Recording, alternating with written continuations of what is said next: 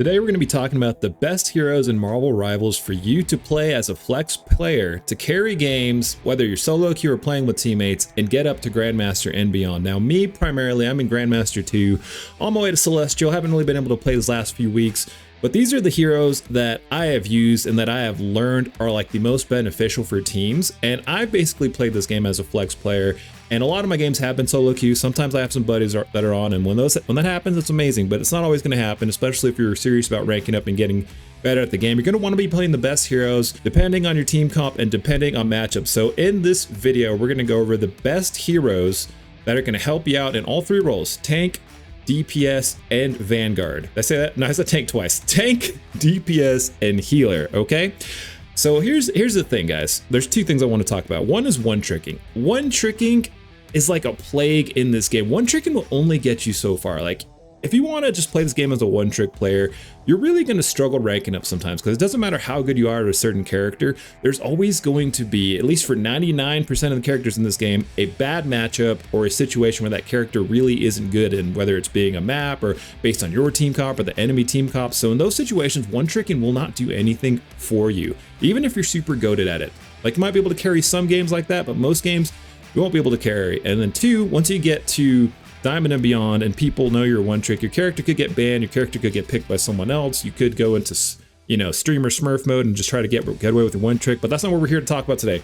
So let's start getting into these heroes already. So the first thing when you're a flex player, that's basically meaning you're going to be like a tank or support main, and then on a rare occasion get to DPS. That's literally what being a flex player means. So the first one on this list is going to be a solid main tank. And honestly, I'm going to have a lot of honorable mentions in this video too. So the first character, Magneto. Magneto is like my top pick for the solo tank you're going to need to master. So when would you lock Magneto? If you need a shield tank, or if you just a solo tank, Magneto is a great option for that. He doesn't really have a lot of downsides. Magneto's main downside is just going to be the fact that he doesn't have any obvious form of fancy mobility, but he brings so much to the table. He's got a barrier that can block projectiles, that can block ultimates. He's got a bubble that gives you CC immunity. You can put it on yourself, you can put it on a teammate to save him from a really bad situation. He's got a ranged attack with 25 meters that lets you poke at the supports and the backline and basically just ignore the tank and go for the squishies. And he's got a combo with his mag cannon. He can attack, mag cannon, attack again to one-shot squishies.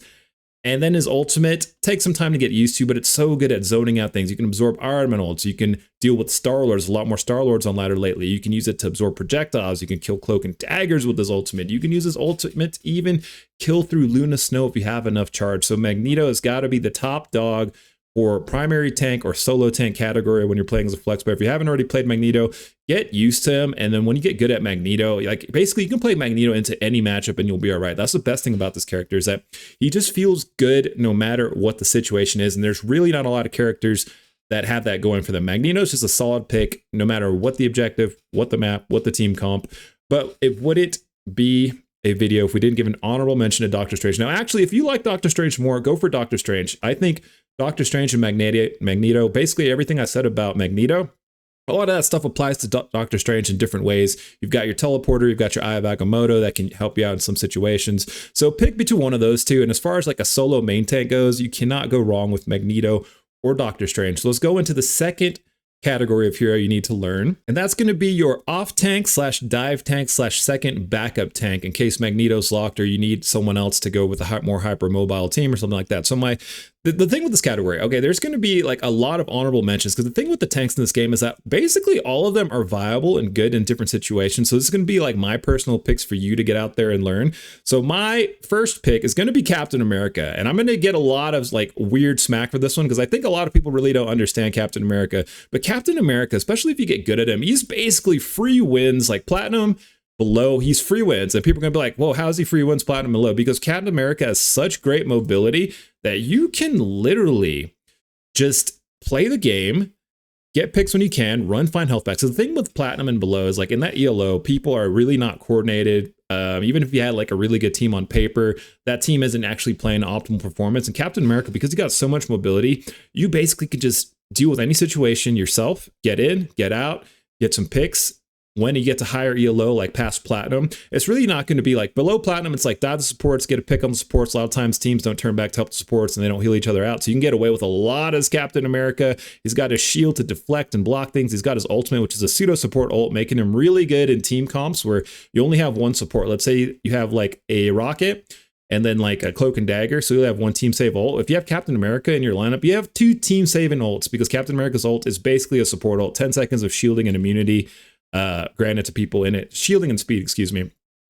And the thing with Captain America is like platinum below, you can get away with diving supports, getting picks, and basically turning fights, stalling objectives so easy and effortlessly. And whenever you're in trouble, you have so much great mobility that you can get out of any bad situation. And then when you get to like platinum and above, the game becomes more like harassing your backline, applying pressure. Not necessarily about you getting kills, but the valuable thing about Captain America is that you can just be a harassment menace, cause so much chaos in the backlines that enemy teams can't really focus. Now, he's got a little bit of a learning curve, and I think why most people don't think Captain America is good is because they don't learn how to auto-attack cancel with him, and that's basically the bread and butter of Captain America for getting kills. And also, Captain America, when you play him, you really have to be like 110% locked in because of how fast he plays. You got to be like in the zone all the time. But not only that, you got to be turning around and looking at your teammates. Because a lot of times Captain Americans have this problem where they just go in too deep and they die, or they go in and they look around, their whole team's already dead. You got to be a little bit mindful. And that's the thing that's holding a lot of Captain America's back, is honestly not even mechanics. It's just being mindful and paying attention to your surrounding. But if you get good at Captain America, he's really solid off tank and a really good tank for diving, especially with dive teams, or if you need a second support ultimate. Now, my next mention for this list is going to be none other than the new tank, The Thing. So The Thing kind of feels a similar role as Captain America as an off tank. He's not really a dive tank. The thing with The Thing is that he doesn't have the shield or bubbles like Magneto, Strange, doesn't have Captain America's shield. So when you're playing The Thing, you can't be out in the open. You got to be like hugging payloads, playing around terrain, but you've got so much AoE damage with your right click, and you get so much healing and shielding whenever you're using that ability. That it's really good at just charging your ultimate really fast. With The Thing, you get so many CC ultimates so quickly, and whenever you're in your charge, you're immune to CC, and you can just boot people. You can get away. You can engage. You've got 2 charges of your E, so you can jump back to your teammates. You can engage with your teammates. You can use them to give damage resistance to your teammates. The Thing plays super, super well, especially around payloads and objectives, but you got to play smart and use your terrain. And if you're doing that on The Thing, man, you're going to carry so many games on The Thing. And actually, The Thing is basically kind of like my new main tank. He's basically all I play in GM and above now. I'm usually kind of just playing The Thing. I'll switch off to Captain America, Magneto every now and then, but I've been really loving The Thing. And he just brings so much to the table, especially the fact that he's immune to like CC. So Wolverines can't grab you, Invisible Women's can't boop you off the map. Like, consider learning The Thing. But I also got to give some honorable mentions here. So basically, we have Captain America, who's going to be like my top pick for dive tank. We have The Thing, who's my top pick for kind of like bruiser payload tank. And then Magneto for shield tank, solo tank. And if you're the only tank in it, you don't want to be Cap or The Thing. You're going to want to be just Magneto. But with some honorable mentions here. So Thor is really good. The thing with Thor is that the playstyle you play him as to like carry games through platinum just doesn't work in like diamond, GM, and above, because Thor gets away with so much in low ELO that people get glued into that playstyle with him, and then they don't change and they get up to higher ranks and they just get smashed. So just be mindful with that if you choose Thor as one of your off tanks. But also Venom is really solid. If you have the hours to get good at Hulk, Hulk is really amazing. Literally, you can't really go wrong with any other tank here. But my main 3 are going to be Magneto, Captain America, and The Thing for the Vanguard category if you want to solo games as a flex player.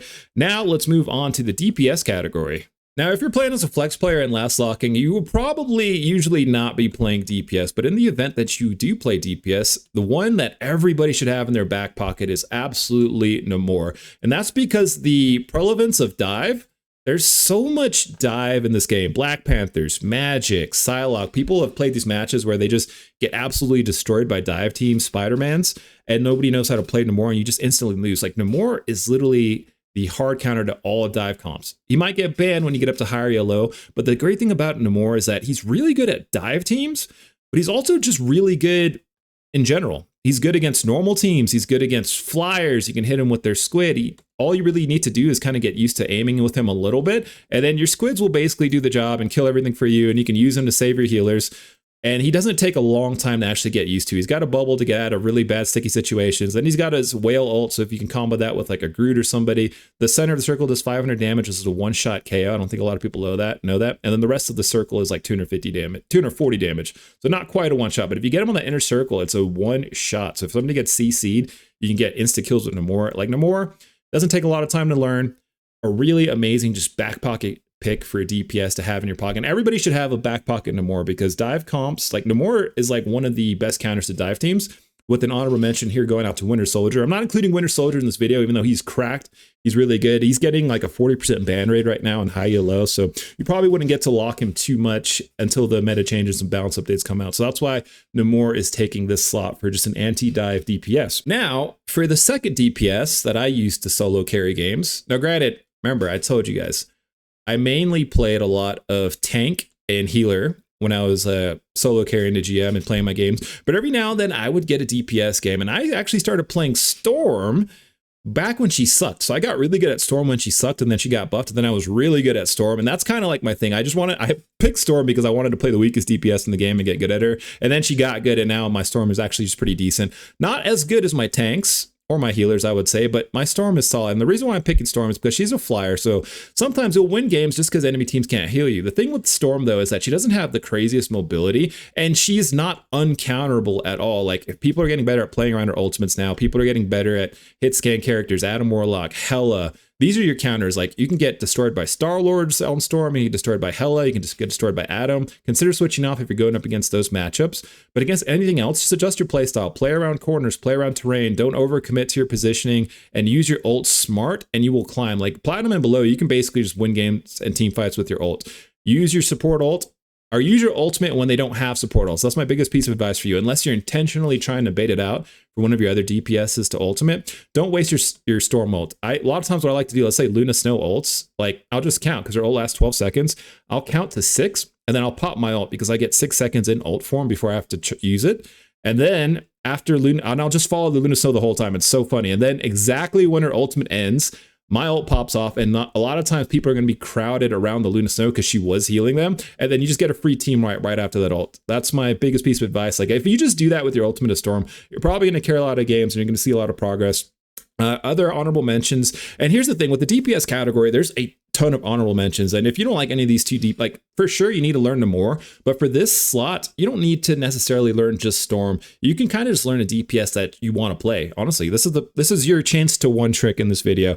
Storm is good because she is just kind of hard to deal with just for the fact that she's a flyer. I like Iron Man sometimes if the enemy has a lot of utility, like Loki clones, penny mines. I'll usually play Iron Man, or if they're running triple support, because Iron Man's ultimate can delete through a support ult. Like Luna just ults and I just Iron Man ulter, or I'll use just poke from a distance and kill off all the Loki clones and Loki mines. So just kind of be smart with this DPS choice, but you can get away with playing basically anything here. You could like it, just you. All right. Like just trust me for this slot. Just pick something solid with range that you're comfortable with. And honestly, that's going to be the only advice here, because besides having a good DPS that can counter, dive, and peel like Namor or Winter Soldier, the other slot's kind of just free for you to just have a DPS that you excel at, that where you can be a threat in the game. And enemy teams can't deal with you. Now, I'm not recommending like Magic or Spider-Man here, because those characters take a long time to get really good at. And if you're playing as a flex player, you don't have endless hours to practice these characters. So when I made this list, I wanted to make sure everyone could just get learned thoroughly within a matter of like a few hours, and just play them at like the most advanced level. Actually, it's going to take more than a few hours to get to the advanced level. Once you understand the advanced level, then you can play these characters pretty well. So now let's move into our supports for this video. All right, my first support on the list is not going to be a surprise to you guys. It's Rocket. So basically, I'm like a tank Rocket main. When I was healing and I healed a lot, I played Rocket. And people still don't see the value of Rocket because he doesn't have a team fight support ult. His ult's actually really good, especially in high and low. Like, the better players are at knowing what his ult does, the better players are at using his ultimate to actually win a team fight. So in like Grandmaster and beyond, like your team's going to use Amplifier way better than any of the teams in the lower levels. But the reason why Rocket shines, especially if you're not used to playing support, is because he's got 2 dashes and a wall crawl. So he's this really small hitbox support that's just really hard to lock down. And that was my thing, because I didn't play much support at the beginning. I wanted to pick a support where I wouldn't just instantly die to like Black Panther, Spider-Man, anybody trying to dive me. And Rocket became that support because he is so so easy to just get out of a bad situation. You can just spam your heals from afar to keep your teammates topped up. When you learn the character more, you can start being more aggressive with them and using your gun when you know what you can and can't do. But even if you're just playing safe and just spamming heals, you're going to be keeping your teammates alive. And even if they're potatoes, it's amazing what potatoes can do if they just stay alive and get constantly healed. So the thing Rocket brings to the table is non-stop consistent healing from the entire course of the game, and his revive is so huge. Like, you will save so many team fights from your revive, because usually how team fights go, especially at higher level, is that one person will get picked from a team and then it turns into a 6v5 situation, and 9 times out of 10 the team with 6 is going to snowball the team with 5. But because you have your BRB every 45 seconds, one time when your teammate gets picked, they respawn right away. Make sure you're very smart with your positioning and putting it in a good spot. But they'll be back in the fight. So instead of it being a 6v5, it's still a 6v6, and they have to kill someone again to get the advantage. And a lot of times teams won't be able to do that, because a lot of times you'll have been doing damage to the enemy team too, your teammates back, and then this time you guys get the pick and you guys save the fight, or maybe even win the fight. And especially on like defense maps, having a revive so someone doesn't have to spawn and walk all the way back, especially if like your tank dies and they just get revived, you still get able to hold a point. The revive by itself brings so much value. The ease of use on Rocket brings so much value to him. The fact that he can just spam heals consistently, has great mobility to just avoid dive characters. And basically when you're Rocket, you're just going to stay alive and provide value for the whole game. So he is my top pick for the first support you need to know. And honestly, he was the only, probably the only support I played all the way up to GM. But I'm the wiser now, so we've got a second support to add to the list. Now, I'm not going to lie, guys. This one is actually straight up a tie. I'm just going to say pick a white girl. Pick a white girl. You want to support with a good team saving ultimate for the last support you know. So Invisible Woman is off the charts right now. She provides so much utility to her team. She can go invisible, she can stay alive, she's a team saving ult, she can boot people. There's a lot of technicalities to her kit that can really show a lot of skill expression. So when you get good at Invisible Woman, you're like really good at Invisible Woman. But she's tied for this last slot with Luna Snow, because Luna Snow still has probably one of the best ultimates in the game. I think it's up there with Invisible Woman's ultimate, but just the fact that you can constantly keep your team alive for 12 seconds, like you can literally just play Luna Snow and just make sure you're really smart with your ultimates. And if that's the only thing you learn on Luna Snow, you can totally get to GM and above just by saving your teammates with your ultimates and just not overextending, learning to hit your stuns when people dive you. So Luna Snow, Invisible Woman, pick either one of those. And honestly, Cloak and Dagger is going to be like a runner up. She's fallen a bit from grace. She's not as strong or great as she used to be, but Cloak and Dagger is still decent. Her win rate's gone down a bit since the nerfs to her ultimate. She's really not as good as Luna Snow or Invisible Woman right now, but basically just pick a white girl for the last support slot. So there you have it, guys. My top picks for you to carry solo as a flex player all the way to GM. Recapping it: Magneto for main tank, Captain America for dive tank, the Thing for off tank, Bruiser frontline tank. But honestly, honorable mentions to all the other tanks out there, because all of them are really good and you could play all of them. Namor, because you need to have an anti-dive DPS in your arsenal, especially against dive-heavy comps. And when you're playing Namor, you're just good against everything, basically. And then a free slot for a DPS of your choice. My personal picks are Storm and Iron Man, but you can just play whoever vibes with your playstyle and whoever you just really want to learn for that slot. Rocket, because his ease of use and the fact that he just doesn't die, he's really good against divers and he's really good against keeping your team in the fights with his revives. And the last pick is going to be Luna Snow or Invisible Woman for their team-saving support ultimates. And that's going to conclude it for my best top heroes for you guys to climb